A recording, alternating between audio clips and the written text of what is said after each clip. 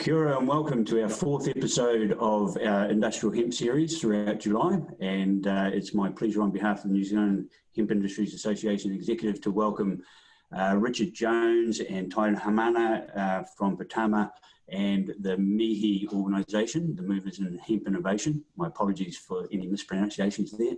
And Tanya Wilson from Callaghan Innovation and Peta Fraser from NZTE.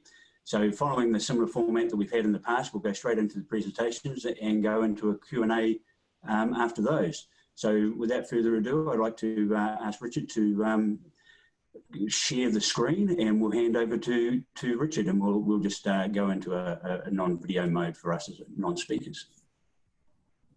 Kia ora koutou. So I'll try and share my screen here and see if this works. Kind of wanted to touch base around what we're currently doing at Callaghan Innovation. But first of all, nā mihi atu kia koutou I tēnei wā, nō te reo kahangani ki te wairoa, mai te pito o kaitahu ki o raka apirima, neira te mihi kia koutou katoa. So kia ora, I hail from a little town called Wairoa on the east coast, and a little town in the bottom of the south at Callaghan Bay, for some that might know it as Callaghan rather than Oraka. So really privileged to be here today and speaking to you, but even just sharing a little bit of what we've been trying to do across government. And so, some people have kind of said, why is government getting involved? We're potentially one step removed from the bureaucracy, which is fantastic. So it allows us to support companies to commercialise their innovative ideas. And so we've been working with the industrial hemp industry as well as the medicinal cannabis industry to try and give them a kickstart in the world of cannabis itself, as well as in industrial hemp. So to do that, we've managed to develop some roadmaps. They're about to be launched in the next couple of months. We're just waiting for sign off on those before we can release. But I'm keen to share with you a little bit about what they might look like. So if I can try and bring one up, share that screen, and then it shares it from not where it's supposed to, but that's okay, we'll carry on. So this is kind of what we want it to look like. This will be the fiber part of the fiber roadmap, and each of those bubbles you can see are entry points into the industry. And so if you're a newcomer to the industry, or even if you're currently in the industry and want to look at other avenues and make sure you're doing some of the great things in those areas, you can click on one of those, and it has a breakdown of details of the current capability that's in New Zealand, but also what are the market opportunities offshore, and what are some of the questions that you need to be asking yourself before you enter into the industry. Now this won't allow me to, oh well, so then that's kind of just a screenshot there of the hemp fiber capability roadmap. We also have a medicinal cannabis roadmap. This will be the first roadmap to be launched, because this is currently the first one that's on our minister's table. We would hope that everybody would use these roadmaps to give them some direction to the industry, and then being able to connect with those that have expressed interest to show that they have capability in this industry. So if you're a stakeholder out there and you haven't connected with us and you want to share some feedback, or you want to share some of your information, look, please don't hesitate to contact myself or our information line at Callaghan, and they'll send it through to myself or our agri lead, Simon Yarrow. And so this is kind of his lead for the organisation, but there's him, myself, and a few others across our research technical services, especially those that have been in the CO2 extraction space. So they kind of led some of that for us in the initial beginning a couple of years ago, and so we've progressed quite heavily since then. So this is kind of what you could expect to see within that medicinal cannabis roadmap. And this is looking at international markets. When I said to you around, it asks you to ask yourself some questions. So those are a couple of questions there that you might want to think of. Do you understand export licensing requirements? And if you don't, then who do you need to speak to? And so there's some access capability. You've got some regulatory consultants, some security consultants, and underneath the Medicinal Cannabis Agency, there is also some information in there, but what's not currently out there, which I'm just seeing now, which I will feed back, is that someone from NZTE to speak with around some of that export support. But I'm sure Peta can talk to that a little bit later. The other roadmap is seed. And the reason we called it seed and not food, that is because of the regulations around CBD being used as a food, and we didn't want to confuse everybody. And so we've kind of taken it as just the seed that can be processed and oil extracted to be used in either as a normal cooking oil or in health products itself, on a range of things. So we didn't want to confuse things. So with the support of Richard and his team, we've agreed that it should probably be called a hemp seed capability roadmap. One of the things you might see in there is something around plant breeding, and that gives you information there around what that entails. And then it gives you some starting points, which is cool. We have heavily involved the industry in development of these roadmaps. And again, if you feel like you want to be a part of this, please don't hesitate to let us know, because these documents we would hope that they would be living, that they will continue to be updated over the next few years, and will be a really good example of what New Zealand could develop in other industries. And I think I have one more slide. So this is kind of what we do at Callaghan. And so, an innovation's journey is from seed all the way to expansion, and we work along the different areas in there, which you can see in the blue, orange, green and yellow. That's how we kind of work with companies from seed to expansion. So we've got some grants in there, we've got access to experts, access to specialists, and to the left of the screen you can see those are the sector areas where we have specialists in those sectors. So if you're in that sector, it's potentially someone you'd work with a business innovation manager within one of those who can support you to access some of the other services that are in the blue, orange and green. So have I gone over my 7 minutes there Richard? Yes. But yeah, I don't want to take too much time, and happy to answer questions later on. Kia ora tātou. Kia ora, Tanya, and I'm sure there'll be lots of questions coming back to you, and we look forward to answering those. And what a great idea to have an iterative document that can grow, and online versions so you can see the updates and links and make it really convenient. And I mean, we need to do that at the NZHIA with regard to improving our directory page, for example, because that's another wonderful resource for people to be able to promote their goods and services within the hemp industry. So that's a wonderful thing. We'll just jump straight to Peta. If we could ask you to do your presentation next, that would be wonderful if you could step in. Yeah, absolutely. Nice to have this opportunity to join you today. I know that some of your members do work with NZTE across various different stages, and certainly now is a really great time to come on board with NZTE. And without becoming a customer, just as of the last couple of weeks, we have made lots of resources accessible to everybody. So the digital push is on at NZTE, and certainly now is a good time to check out what's available and available widely to everybody. Market guides for each of the markets we operate in around the world, and certainly tailored content, research, business assessment tools, learning modules, which have become really popular. So I'd encourage everyone to log on to My NZTE and see what's available. How we're working with customers is certainly across every stage of your export journey, from very early planning how you're going to position yourself into market, looking at different markets, and adapting and evolving your strategy as you go, all with the objective to be growing and returning value to New Zealand for the long term. We are working with groups of companies and with industries as well. So I am having conversations with Richard and wider hemp industry players, and walking alongside Callaghan to support the hemp industry as it is at this critical phase of development.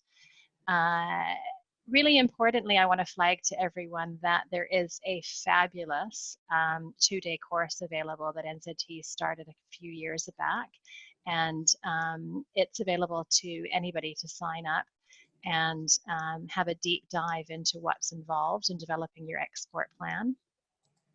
There are a whole lot of guides, tools, and materials involved in that course, and certainly it's great for anyone wanting to start to develop an export plan, but also for teams to participate in, to together go through that exercise of thinking through value proposition, market selection, market validation. There's a whole slew of material around identifying partners and sort of triaging, scoping new partners and channels into market. We get incredibly positive feedback around that course. Want to stick today a little bit more honing in on story creation, telling your story and why it's so important. Now more than ever, certainly competition is really high around the world. Consumers are very critical. They want your story to be authentic, to resonate with them personally, and be sticky, be emotional. Consumers are incredibly demanding. So are businesses. Businesses, if you're a B2B business selling directly to business rather than directly to consumer, businesses have incredibly strict processes around procurement, really strict sustainability criteria quite often, and will cross-check, recheck, and look into who you are and what you stand for. So everything you say about your business needs to be defendable, but it needs to resonate with the market that you're talking to. Our in-market teams, NZTE's point of difference definitely is that we have posts all around the world. So working with NZTE, you can connect in with our people in market who are brilliant at telling you not just what to do, but what not to do. And certainly language, getting the language right is absolutely critical to sell into market. Just an example, what we think is sustainable, or what we think is value, what we think is natural, is actually defined and perceived quite differently market to market. So we certainly appreciate that early engagement with the market in a really structured way to test. See if I can just, there we go, moving to the next slide. So knowing your market, knowing what resonates with your customers, and being able to tell your story, highlighting your unique strengths, are so important. So it's at least a trifecta there, and getting all of those right is a huge chunk of the work that NZTE does with customers.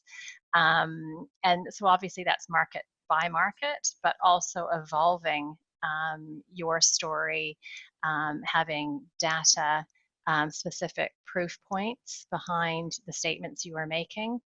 And absolutely, what I don't actually have there, but talking to your people, who you are as an organization, family-run business, who are your top people, how do you support your customers, in that personal connection piece is increasingly important. What I want to do now is introduce or flag, probably some of you are well aware of it.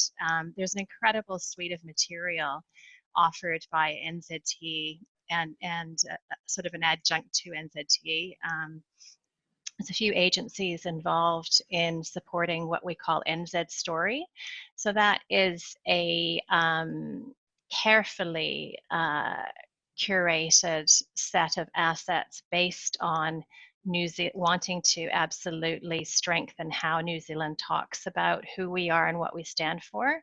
So this is about our values through extensive international research with consumers around the world, appreciating what resonates around who is New Zealand, what we stand for, developed a few years ago with these three main pillars, is the NZ story based on kaitiaki, ingenuity, integrity. So we are guardians of the people, place, and planet.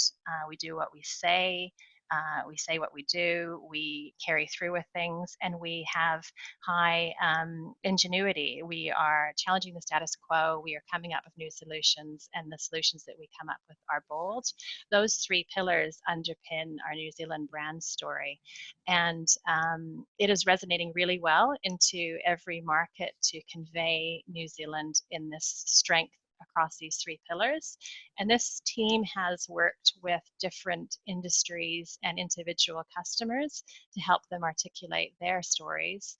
But importantly, anyone in New Zealand, be it a business in academia or across government, can tap into the resources in that NZ Story toolkit, and they are extensive. There are videos, there's lovely imagery and lovely proof points as well.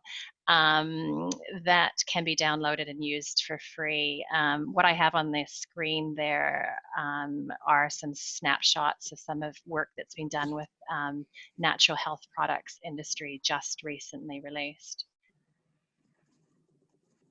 Also available through that NZ Story suite is quite a bit of market perception research in big chunky pieces. They have engaged extensively with different markets, the likes of Japan, Mexico, Germany, and done a very comprehensive exercise appreciating how New Zealand's offerings, New Zealand's as a country, and every aspect that's very, very detailed resonates through into these different markets. And it's a very different market by market. So if you are considering working with any of those, with any particular new market that you're not that familiar with, this is a really good place to start. In addition, back on the NZTE main website, there are also market guides. And in addition to that, we have our teams all around the world updating, giving video blogs around the current situation in this COVID environment. So there is just a wealth of information to tap into about the market. And that's really number one, to not go blind into connecting with these markets, but to work through NZTE makes an incredible difference. And it's all about connecting well, and NZ Story a few years ago came out with the Fernmark accreditation system, which is next level specific recognition of how you represent yourself as a New Zealand product. It's a very rigorous program to apply and to attain Fernmark status. And I should have asked them, I've actually lost track with it would be hundreds and hundreds of New Zealand products that now have achieved Fernmark status, which gives you a unique code, a unique defensible stamp to be able to put on your product. And that goes towards quality and obviously provenance. In addition, I probably can't, it's probably too technical to speak to in great detail, but it does have intellectual property advantages as well. So loosely speaking, this is my loose understanding of it, because the NZ Story team has a legal team behind them, when your brand is being misused in market because it has the Fernmark on it, they will actually they're incredibly helpful with legal assistance. So particularly into China, there has been an incredible amount of assistance provided to the companies that use a Fernmark into those that market. I've just heard some incredible stories, so they do make a really good difference. So if you have branded product or you work with partners that have branded product, Fernmark is a really good way to go, all part of being able to attain value, highest value into market. And that's the end of my very short slides. Any of those topics I've raised, I'm happy to have discussions with you about. Of course, there are plethora of wider services available at NZTE that certainly outside of today I can connect for an individual conversation anytime. But certainly you can, by all means, call our main help desk and or email and become a customer. If you just absolutely said you wanted to become a customer or access services, you'd be put into a customer conversation, and very, very easy to sign up and work with NZTE. I should just very quickly mention, Richard, I'm probably running out of time, that we have a mandate to grow the number of customers we're actively working with. So there is absolutely a push to bring new businesses into the portfolio and well connect them with services. So now is a great time to reach out to us. Wow, thank you very much, Peta. That was amazing that you got the whole NZTE, the New Zealand story, and the Fernmark all into that such a short presentation. So well done, congratulations. Thank you, you're welcome. It's an exciting thing. So we're just going to see if we can go back to Richard. How are you getting on there, Richard? Yeah, we'll try it again. Oh my God. Okay, lovely. Phenomenal talk from Peta there, and hopefully we'll be building on that with yourself, Richard, maybe some practical examples, but lots of questions as well coming up in my mind to think about it. So I'm looking forward to hearing back from our other panelists as well. But it's just exciting that with all these resources, we can be just asking better questions. You know, that's going to be an amazing attitude to take, because you know, with the support of Callaghan and NZTE. Here we go. Back over How's to that? You can see that? That's it. And now you just have to make that a little bit bigger if you can. That's, oh, mate, cracked it. I'm going to leave you to it. Well, kia ora koutou. Hey, I'm just going to give a bit of a story background on our hemp group, MIHI, or Movers in Hemp Innovation. And actually, Richard, this name, we came up with this name in 2018 while we were driving very hungover from Hastings to Wellington to the first hemp summit. So you're a catalyst for our name, MIHI. Classic. But the story of MIHI probably starts back in around about 2012, 2013, when we looked at bringing a group of Maori organisations together to establish a geothermal dairy milk processing plant in Kawerau.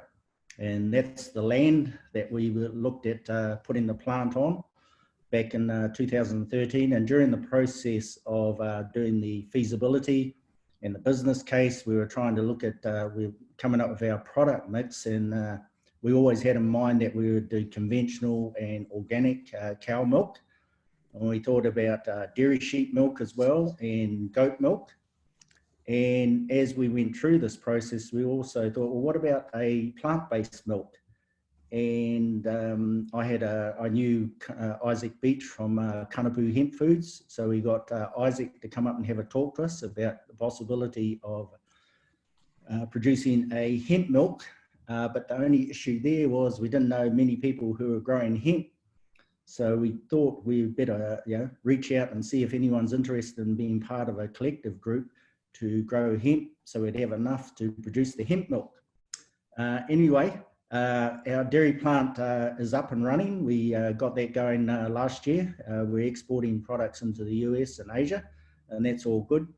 But in the meantime, we worked on forming this hemp group, or hemp CBD. We're not too sure what we're going to go into yet, but we're certainly open to all sorts of options. And we brought together this group in 2018. That's it there, scattered from the top of more or less the top of the North Island to the bottom of the North Island, and these are all the members that are involved. So there are a number of entrepreneurs, Maori Land Trusts, we've got Land Corp, and what we call Maori asset holding companies that might be looking for something to invest. So I think we've got about 22 at the moment in that group, and we've also got a relationship with Canadian First Nations, which you can see up in the right-hand corner.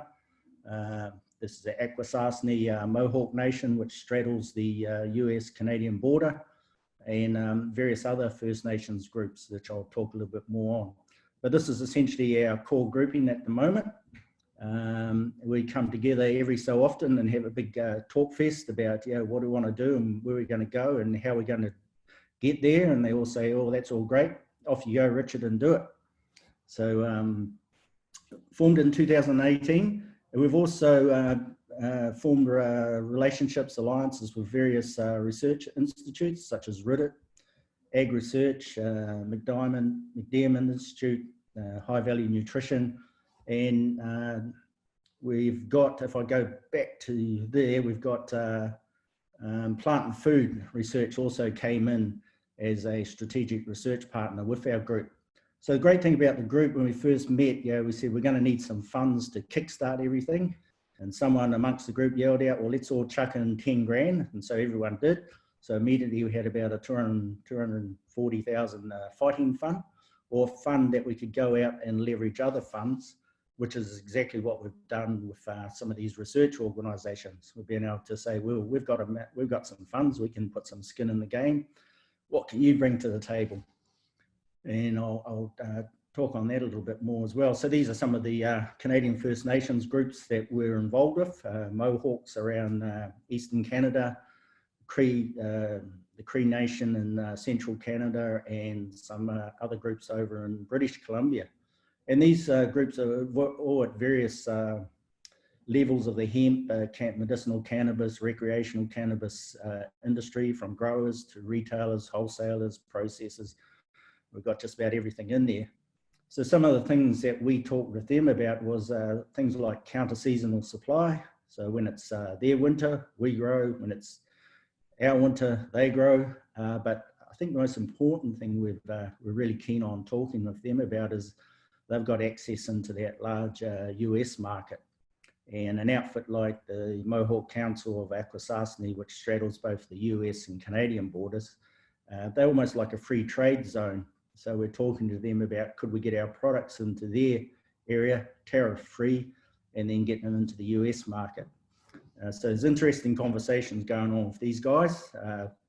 Nothing's going to happen immediately, but at least we've got that really good indigenous to indigenous relationship.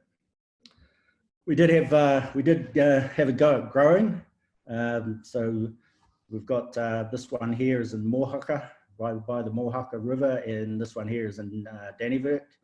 And that went not too bad. It's relatively straightforward to grow hemp, but where we discovered the issue was there's very little processing capability. So we struggled to get our crops harvested and processed. In fact, the one in Dannevirke, we lost the whole crop because the contractor didn't turn up. And in Mohaka, the contractor came late, so the birds had a good feed of the seed and took about a quarter of the crop. So there's some lessons learnt there. And what that really made us do was sort of look, well, let's start looking at the marketing. What are the products? Now, it's all very well, all easy to grow this stuff, but what are we going to produce and who's going to buy it?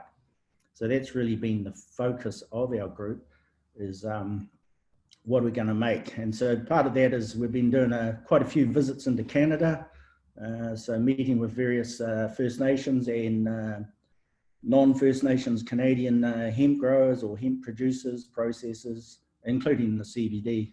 This one here is Indigenous Bloom, which is scattered right throughout British Columbia.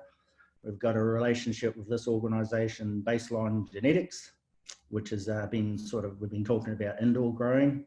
And just seeing the variety of stuff that's going on up in Canada, with a lot of it focused on the recreational side, but this is an interesting place, Tilray in Ontario. They bought an old Hershey's chocolate factory, and they make hemp-infused chocolates. This is some of their research growing in their plant, in their laboratories.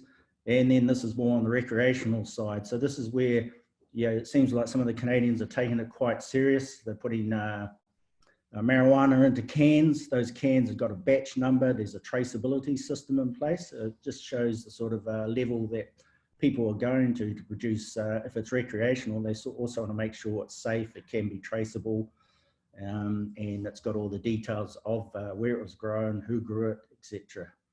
And then just the various things that you're seeing in that market, and people have probably been into North America and seen how advanced it is, right from the hemp sort of foods on the supermarket shelf, CBD drinks, CBD chocolate, And then this is probably one of the flashes, hemp recreational stores we visited.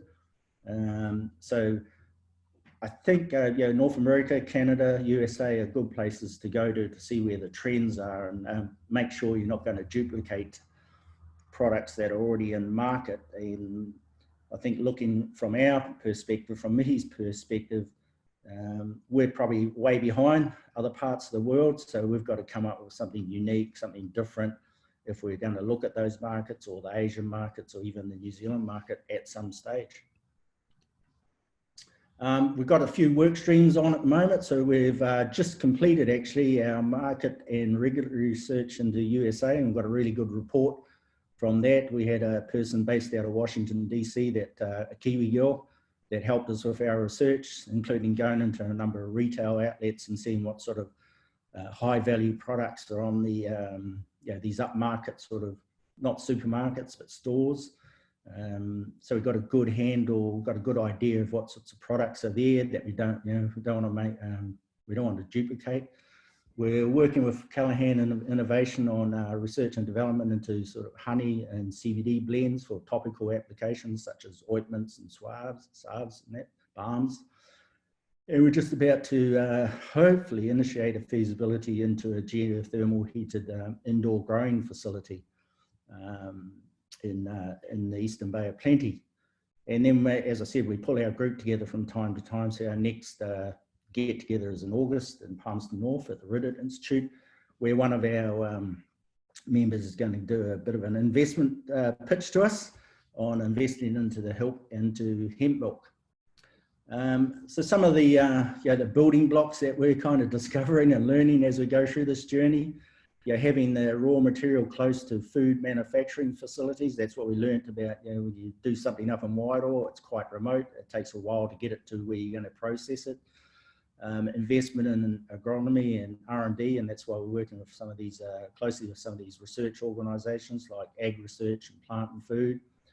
We know that if we want to be vertically integrated, we don't want to just be a grower, so we want to be involved in all parts of the value chain. So we're looking at things like the supply chain, the harvesting, processing and manufacturing. And of course, there's how can we use the whole plant, the total biomass, including the waste management.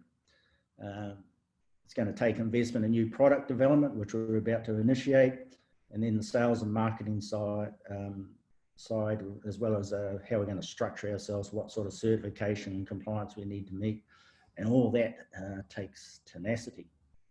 And these are some of the product options that we've been looking at, and some of you probably are already in these areas. Probably focus more down the bottom in there. We're looking at cosmetics, creams, balms, blends, such as hemp and dairy proteins, or ready to drink products, or ready to mix, dried, powdered, frozen. Because we know that if we're just going to make a hemp powder or hemp seeds or something, there's a lot of competition from other plant protein sources out there, as you've probably seen on supermarket shelves, even here in New Zealand. Just some common themes amongst our group, what we've got amongst the group. We've got a lot of knowledge and experience. So we've got two businesses that had a fair bit of experience in the medicinal cannabis, that's Hikurangi, or now they call themselves Rua Bioscience, and also with Kanapu Hemp Foods, which has gone into the hemp oil, flour, and now into the milk. We are looking at trying to develop high value products that have got a strong health point of difference as well. With our recent research into the US, it's given us a bit of insight into the market and the consumers. What are we going to, the branding side of it, how are we going to do that? We want to have something that has a kind of a land to brand approach, and the impacts of, if we want to move up the value chain and be leaders in the industry, what all is that going to take amongst our group to do that? And so the basis of MIHI is what we call whanaungatanga, or collaboration, collectivity. And so among the MIHI mix, we've already got some businesses that are experienced in hemp and medicinal cannabis. That's Kanapu and Rua Bioscience. We've got businesses that are involved in food processing and distribution, food innovation. cultivators of New Zealand, native New Zealand products, farming systems and investment. So we've got quite a good mix within the group. But some of the challenges that we're facing entering into that industry in the hemp industry under a cooperative arrangement. And I say hemp loosely because it involves just about everything, particularly with the CBD side. The CBD probably more on the food side rather than the medicinal. But things like the learning curve costs, the time and money to learn how to grow, harvest, process, market and distribute the product, the markets and the consumers, understanding them, helping to educate them, the infrastructure investment that's required in growing, processing and distribution, the regulation. We probably jumped ahead. A lot of things we're thinking about you can't do at the moment, but it's all about being prepared and position yourself to participate at some time in the future. Product choices, mismatch between demand and supply, lots of growers jumping ahead of consumers, affecting market price and production perhaps, and overcoming competitive disadvantage of New Zealand compared with larger low-cost producers inside and near massive markets. And North America, USA is a great example of that. How do we differentiate ourselves? What we're really, with our latest lot of market research, we looked at, does being indigenous, does being Maori, does having a connection with First Nations in Canada give us a point of difference? Will that resonate with consumers out there? These are some of the things that we're still on that discovery path. So hopefully you got all that. It was a bit quick, but that's probably the basis, the background, and kind of an inkling of where we want to take MIHI into the future. But it's great to have a collective group of like-minded people who have got different ideas, different experiences. It helps reduce the risk, but it gives us a massive sort of resource base to leverage off. I think if we were to total our total resource base up, we'd probably have near on $1 billion that we could leverage.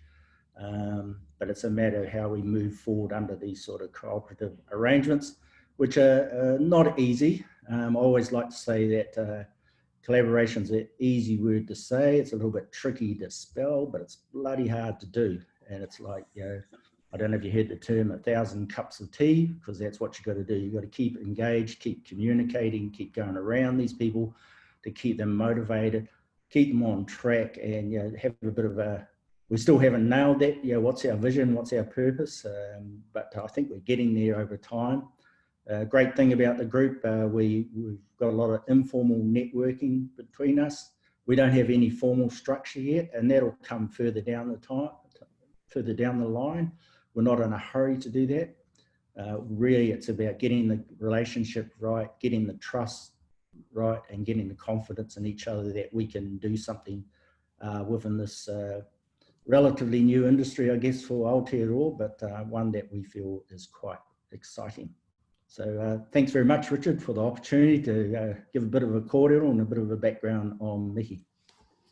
Wow, thank you, Richard. That was an amazing deep dive, and again, in such a short time. And I think it really built upon the Tanya's and Peta's presentations and gave us an indication of, what they were talking about, but in practice. And you covered such a wide range of things. That was amazing, and brought up some really wonderful things. So first of all, I'd like to say that must have been a very interesting road trip. I think that would have been a great one to go on. I'm glad the Hemp Summit was of help there, and hopefully next year some other things will come out, because everything's up for review, all these business arrangements, how people do things. So the final part, when you were talking about collaboration and cooperatives, this is the exciting part. The industry needs new business arrangements possibly. So the fact that you guys can get going, commit $10,000 each, leverage that, and move forward, and still not have that real structure in place, but the understanding. So it just shows that it can be done. And wonderful range of topics that you introduced as well, Richard. Thank you so much for that, and for sharing the pictures, because it just shows how broad the industry is and how it can affect, be affected into other industries. And these other industries, as you pointed out, have a path to market. This is what Peta was saying as well. They have some sort of, the food industry is already exporting, the wine industry is already exporting. So we just need to infuse hemp into these markets and we'll be away. But if I could ask the other panelists to join us again, and we'll just check to see if we've got any questions. So we'll just jump into a couple that I've got around, you know, the New Zealand story and international research. Is that something you'll be looking at to incorporate with your kaupapa as well, Richard, in the MIHI sense? So you've done some studies, but the support from NZTE is available? Yeah, we haven't leveraged anything off that yet, but once we get ourselves into a bit more of a shape, I guess we'll knock on all doors and take anything that's out there to help us move forward. Right, wonderful. And Peta, when people are ready to move forward into NZTE, you're going to take them on a quite a deep dive, I'm sure, because you're going to expose them to all the other things that they need to consider to be successful exporters. Is there a level at which they should be reaching out to you? Do they do it quickly? Do they get themselves sorted, start exporting first, and then come to you? How do you normally find your customers coming in? General terms, anyone who is starting to export should start engaging with NZTE, and you can do that in that sort of self-help way now with the My NZTE portal available, so people can dip in there and get a whole lot of resources, background understanding, and get familiarized before reaching out to sort of join in a customer sense.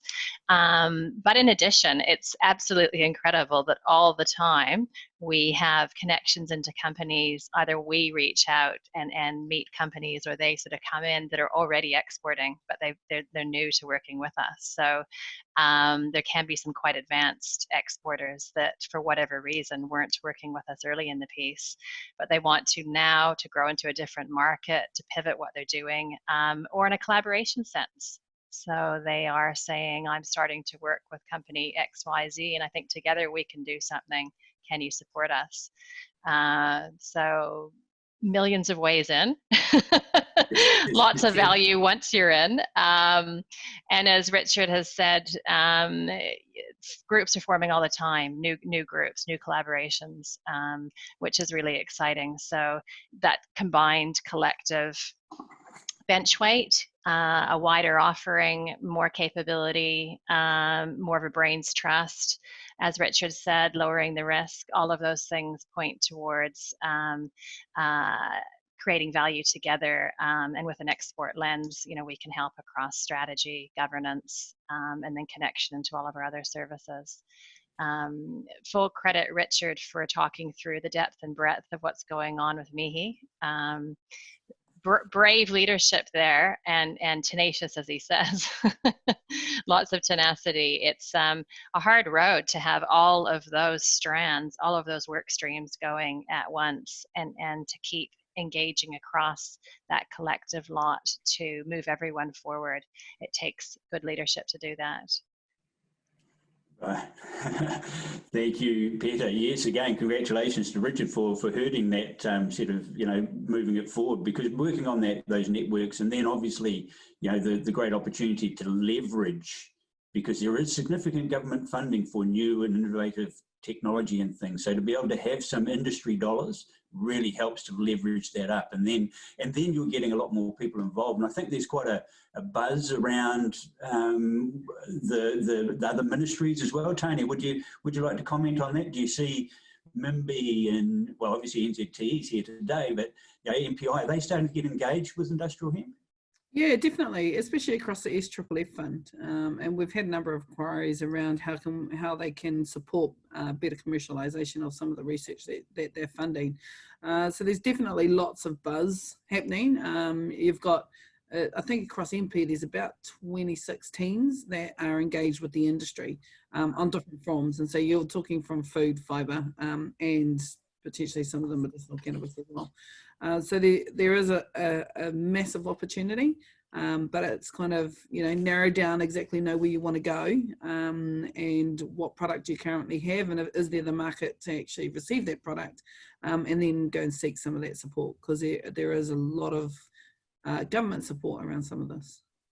And that's a wonderful opportunity for the capability roadmaps to help inform some of that. And then we've heard from Peta that there's also a whole lot of collateral and information on market perceptions, because the way people appreciate food in America is different to in Asian communities and things. So they all have to be sort of rolled into your mix, because the idea is, isn't it, to really make products that the consumer wants, and starting from that end. And Richard, if you're getting any sort of, you've started off as a grower and then pushed forward, but you've looked at it from the other way around now and seeing what the consumer wants, and it'd just be interesting, I guess, to spot the trends, which you've said, America gives us a bit of a lead, but again, we want to differentiate ourselves in that market. So, and we can with our story. So it's wonderful to see those sort of things happening. Richard, if you got, without going into sort of too much detail on the MIHI side of what they're actually doing, but do you think there's some overall trends that you're seeing, CBD being one possibly? Yeah, I was being amazed at what CBD is going into. Well, before I started going up to North America a few times, I always said it's all about the medicinal side, but actually it's quite advanced on the food side as well. You're getting all sorts of CBD and all sorts of products, beverages, chocolates, relishes. It's the same with the hemp, so it's quite wide, although I'm not too sure. It's probably a very, very tiny percentage of CBD in there, but they certainly know how to leverage off the CBD name and even the hemp name. But yeah, and of course, and probably you all know that the plant-based food movement is quite strong. That's even strong here in New Zealand, but pockets of the US market is really strong, and that's probably not a trend anymore. It's just the norm. Right, and these pockets, these niches in overseas global markets can be huge for us, because compared to our domestic market, they could really take it on. So then we've got scaling, which is again is where the MIHI cooperative, because you can reach out to more growers to help scale. So is that something that you're thinking about in terms of managing the resource as well? Yeah, definitely. I mean, that's a big part of why we bought MIHI together, and why we've done other collaborative. I mean, that's the whole reason the dairy plant got up and going, was 11 Maori organisations all contributed to that, and we attracted a Japanese investor into that. So that these collaborative things, it is about being able to scale up, because it's hell of expensive. You want to take develop a brand and take a product to market for an individual business. It's a lot to take on, but through collectivity and within our group anyway, we've got people that have done those sort of things. They've taken products to market, they've developed brands, they know how to grow food. So we've got a wide variety of experience and ideas and innovation to call upon. Amazing, yes, but we've got to tell our story better. And Peta, is that something that the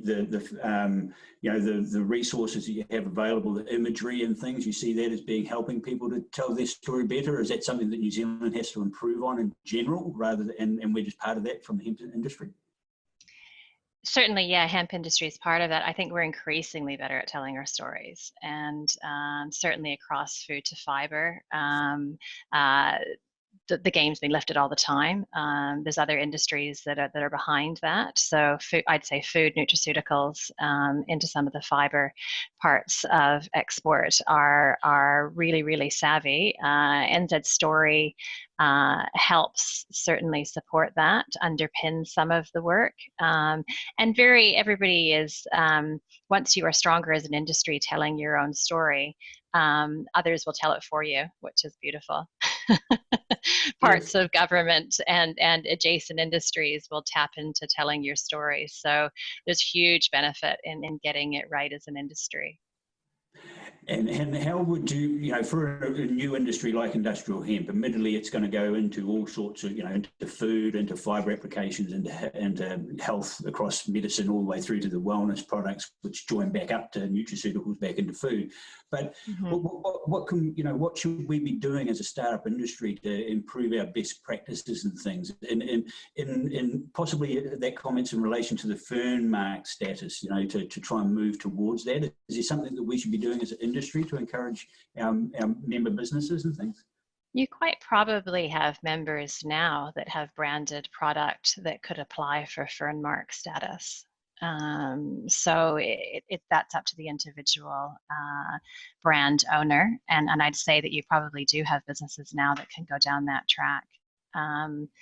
back to industry story in general, again, it does come down to leadership. So you could together as an industry start to pursue, but as you say, there are different industrial hemp into fiber is probably a separate story, but there's two ways of looking at it. I think it's certainly a conversation to evolve with your membership. Yeah, that's a big part of it. You know, I think the, you know, what we don't want to do is reinvent the wheel. You know, we've seen success stories. We've seen sort of single commodity like the kiwi fruit go forward. Some of our products might end up being grouped like that. But the wine industry is a great example of cooperation where, you know, they're all making wines to compete against each other. But, you know, when they enter the international market, there's a lot of synergies to do that collectively. And maintain that standard so they can, you know, they're applying all the wine as a suitable quality for all the markets it's going into. So, you know, again, I think you're right then, Peta. It's about that dialogue. It's about that conversation to make sure the expectation's there. And then these other arrangements, these collectives will sort of appeal and come together as people come together. I mean, Kanapu is a great example of an awesome looking branded hemp seed oil, all ready to go, I'm sure. But where does it go to, you know, because that's the global niche market. I mean, you started fusing that with native botanicals and things back to the indigenous angles and things that can be, you know, used in that marketing mix as well that Richard touched upon. So very, very exciting from that point of view. And just going back to Tanya, then the Callaghan, how's Callaghan going to support us in all these endeavours then, Tanya? Well, you know, research and development's our space, and being innovative is our space. And, you know, great to hear, you know, Richard and the MIHI collective are still continuing to do that R&D, and we're working with a lot of those companies that are doing some of that R&D through ourselves and Ag Research, Plant and Food, and they're our Crown Research Institutes. So we work a lot closely together. We've got a number of services, but going forward, we've committed to supporting these roadmaps for the industry, but we've also got expertise on site around CO2 extraction, plant breeding. We've also got what's called an NMR machine, which is about taking a fingerprint of your extracted product, and that kind of prevents any fraud behaviour happening offshore. That can be collected into a database that's available to the rest of the world if they want to make comparisons around what those fingerprints or where that product has actually come from. So we've got a lot of things that we can do, and probably we don't have enough time to talk about all of those, but those are some of the main ones. But if we can get more support around that roadmap and get more stakeholders getting on board with wanting to be part of that roadmap, then it just helps the industry to grow that much bigger.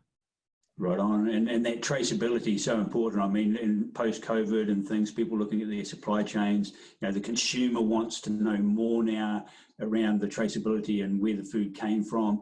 So having that those links up, and some people would look at it and go, oh, but that's a lot of information I'm giving away. But the new normal is that people, you know, that information is welcomed by the consumer, and therefore it's useful for them. So you should give it up, and then if you do, then why not leverage and make it available to the wider community, and then we can all see where we're at. Because New Zealand has the opportunity, I believe, to really step it up. I mean, our quality controls could be right up there, and we could really leverage off that. You know, the medicinal is a great example of such a high quality standard, GMP facilities, that sort of thing that need to, you know, we all have to adhere to. That's building capacity in that space, which we can all use for all the other nutraceuticals and natural health products when those sort of regulatory frameworks allow us to get into those markets.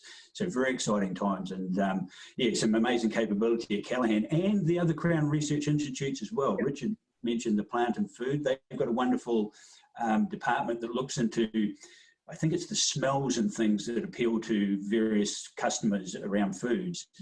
And then you've got the ag researchers, you know, the Scion, which we'll be talking with Fibre next week. We're all there as well, and the university are engaged. The ESR, yeah, for the testing, back to the labs and testing, for sure. So it's great to see, you know, that the DSIR spun off into all these useful Crown Research Institutes. But just before we finish, is there any other comments that any of the speakers would like to make before we wrap it up? I've just got one, just around that traceability. You know, the NMR machine itself, which will give your extract a fingerprint, and that will show its provenance. So you can have that traceability right back to your specific region where you grew that plant.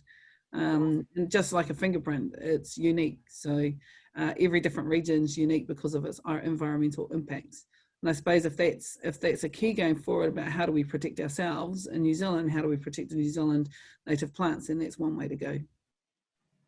In addition, picking up on that, certainly using that footprint and having provenance will attract higher value in international markets.